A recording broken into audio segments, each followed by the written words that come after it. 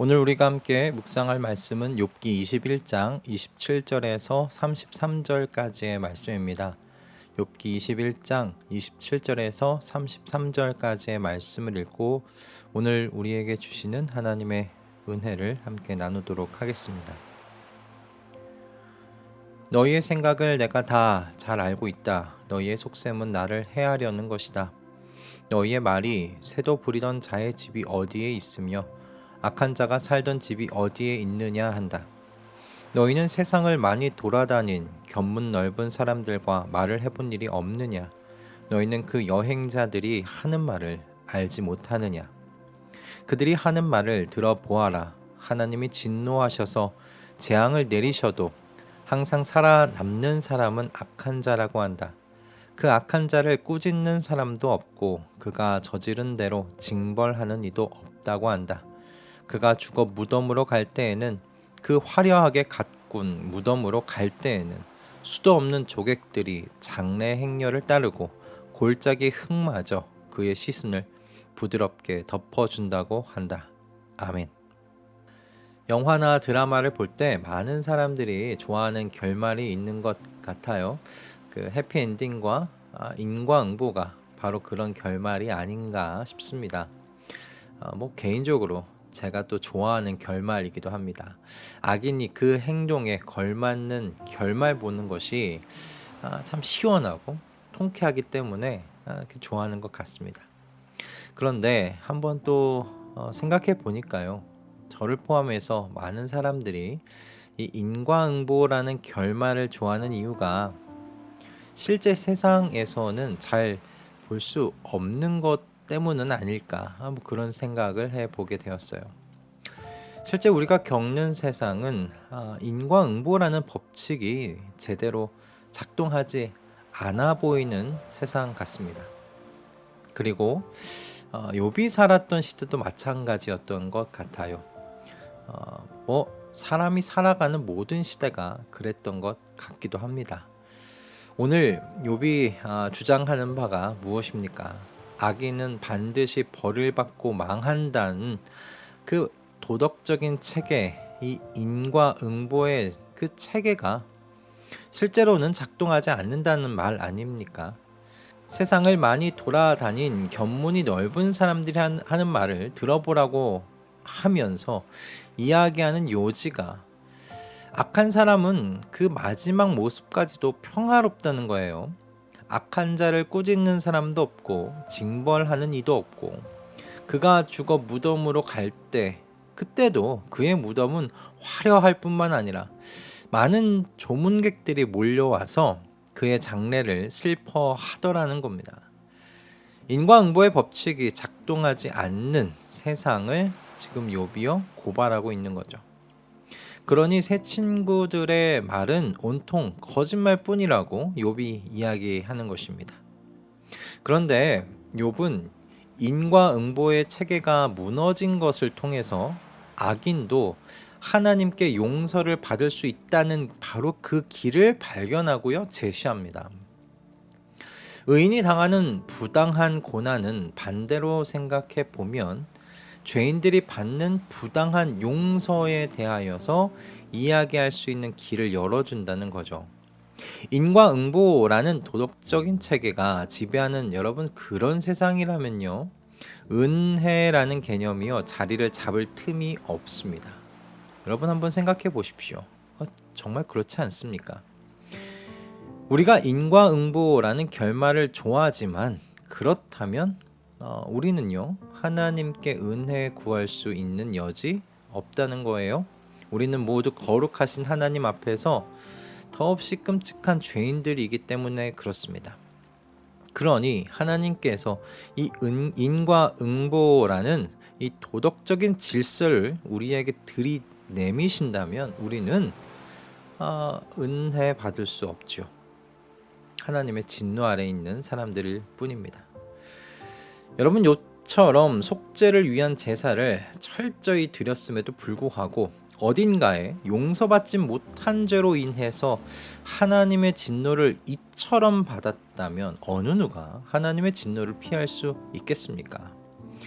욥이 그래서 지속적으로 주장하는 건 이와 같은 하나님의 진노에서 벗어날 수 있는 사람 없다는 겁니다.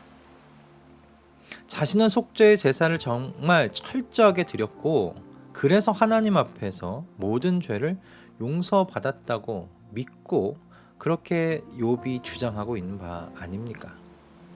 정말 실제로 욥이 얼마나 철저하게 제사를 드렸습니까? 자신들의 자녀들이 그들도 모르게 죄를 지었을까봐 자녀들이 잔치를 벌이고 나면 그 다음날 모아서 자녀들과 함께 제사를 올렸던 사람이 바로 욥 아닙니까? 그런데 이런 욥이 이런 하나님의 진노를 받는다면 누가 어떻게 하나님의 진노에서 벗어날 수 있겠습니까?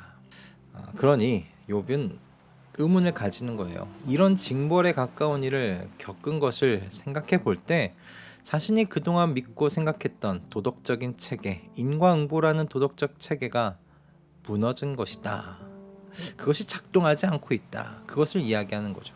그런데 바로 그 자리에서요, 이 새로운 희망과 소망의 새싹이 자라나고 있는 거죠. 바로 은혜의 복음에 대한 겁니다. 의인이 부당한 고난을 당할 수 있다면 하나님께서요, 죄인들에게 누군가 부당하다고 말할 수 있는 은혜의 용서를 내려주실 수 있다는 것이죠. 그리고 바로 그 수혜자가 저와 여러분들 아닙니까? 우리는 우리가 받은 이 부당한 용서는 사실 깊이 생각하지 않습니다. 오히려 그래서 세상에 만연한 이해되지 않는 악인들의 형통과 평화에 대해서는 부당하다고 하나님께 목소리를 높이곤 하지 않나 싶습니다. 어떻게 악인들이 심판을 받지 않고 평화롭게 형통하게 부를 누리면서 살 수 있습니까? 심판을 받아야 하지 않습니까? 망해야 하지 않습니까? 악인이 망하는 것을 우리의 눈으로 볼 수 있게 해주십시오. 그래야 정의로우신 하나님이라고 제가 말할 수 있을 것 같습니다. 하나님의 정의가 무엇인지 보여주십시오. 그것이 우리의 목소리 아닙니까? 이것이 우리가 종종은 아니더라도 가끔씩은 하나님께 부르짖는 우리의 목소리인 것 같아요. 그러나 오늘 욥기를 묵상하면서 듣게 되는 주님의 말씀은요, 의인이 고난을 받았기에 죄인이 용서의 은혜를 누리는 그 길이 열리게 되었다는 말씀입니다. 그리고 이 말씀에 살아있는 화신이 바로 예수 그리스도이시죠. 욥과는 비교도 할 수 없는 의로우신 예수 그리스도, 한 털럭의 죄도 없으신 하나님의 아들 예수님께서요, 고난을 당하셨으니 그 고난은 인과응보라는 도덕적 체계로는 설명할 수 없는 고난이라는 거죠.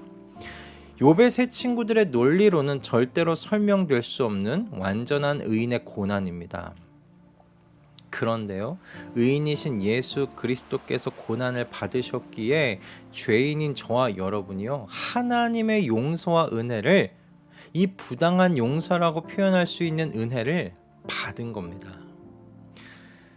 그러니 우리 가족분들은 의인의 고난과 악인의 형통을 바라보시게 될 때 하나님의 정의와 공의를 의심하지 않기를, 시험에 들지 않으시기를 바랍니다. 오히려 이해되지 않는 그런 상황을 허락하신 하나님의 마음을 묵상해 보실 수 있기를 바랍니다. 의인들이 고난을 당하며 악인들이 형통하기도 하기에 죄인들에게 베푸시는 하나님의 용서의 은혜, 복음이라는 이 좋은 소식의 길이 열리고 있다는 것, 열릴 수 있었다는 것, 여러분 그것을 바라보실 수 있기를 소망합니다. 인과응보의 체계라면 망했어야 하는 저희가 의인이 고난을 당함으로 용서라는 은혜를 얻을 수 있게 되었습니다. 세상에는 이해되지 않는 많은 일들이 벌어지고 있습니다. 고난받지 않아야 할 사람들이 고난을 받고, 고난 당해야 할 사람들은 오히려 평화 속에서, 평안 속에서 살아가는 그런 이해되지 않는 일들이 벌어지고 있죠. 그렇기에 이런 세상에서 우리가 받은 이 부당한 은혜를 더 깊이 묵상해 보실 수 있겠다라는 생각이 들어요. 저와 여러분이 받은 용서의 은혜, 구원의 은혜, 하나님의 자녀가 되는 은혜, 여러분 이것이요, 천사들도 보면서 묵상하기를 원하는 일들입니다. 무슨 말입니까? 설명될 수 없는, 설명되지 않는 우주적인 신비라는 이야기이죠. 여러분, 분명히 역사의 마지막 날에 하나님께서요 공의와 정의의 지팡이 드실 겁니다. 모든 악인들은 그날에 영원한 눈물을 흘리면서 하나님의 심판대 앞에서 그에 합당한 결과를 얻게 될 겁니다. 인과응보라는 말이 역사의 마지막 날에 분명하게 이루어지는 것을 우리가 확인할 수 있게 될 겁니다. 그러나 지금은요 벼와 가라지가 섞여 있는 시대입니다. 하나님께서요 죄인들도 은혜를 받을 수 있는 길을 열어두고 계심을 의인이 당하는 이 부당한 고난을 보여주면서 계속 선포하고 계시는 것이죠. 그런 시대를 우리가 지금 살아가고 있는 중입니다. 그러니 저희도 주님과 같이, 주님의 마음과 같이 죄인들에게 아직 열려있는 은혜의 길, 복음의 길을 소개하고 전하며 살아가는 그리스도의 제자들로 우리 살아가십시다. 여러분, 누가 알겠습니까? 형통하게 살아가는 죄인들 중에서도 주인의 목소리에 반응하는 주님의 양들이 있지 않겠나라는 거죠. 여러분, 이를 위해 애쓰고 기도함으로 그리스도의 고난을 헛된 것으로 만들지 않는 저희 모든 가족들 다 되실 수 있기를 주님의 이름으로 축원드립니다. 기도하겠습니다. 주님, 인과응보라는 도덕적 질서를 좋아하면서도 그것을 저희 자신들에게 적용하는 데 있어 서툴렀던 우리 모두를 주님 용서하여 주시옵소서. 인과응보의 체계 속에서 저희는 절대로 하나님의 은혜를 기대할 수 없는 사람들이었습니다. 하나님의 진노 아래 놓여 있었던 사람들일 뿐이었습니다. 그러나 의인이 당하는 고난을 통하여 죄인들도 하나님의 은혜 받을 수 있는 주님의 지혜를, 이 말도 안 되는 지혜를 욥의 고난을 통해 보게 하여 주셨습니다. 주님, 세상에 이해되지 않는 수많은 일들을 바라보며 저희가 받은 은혜가 또한 얼마나 이해될 수 없는 것이었는지를 묵상할 수 있도록 우리에게 지혜의 마음과 눈을 열어 주시옵소서. 그래서 이 은혜의 길로 사람들을 인도하는 데 애쓰며 살아가는 주님의 종들 다 되도록 은혜 허락하여 주시옵소서. 예수 그리스도의 이름으로 기도드립니다. 아멘.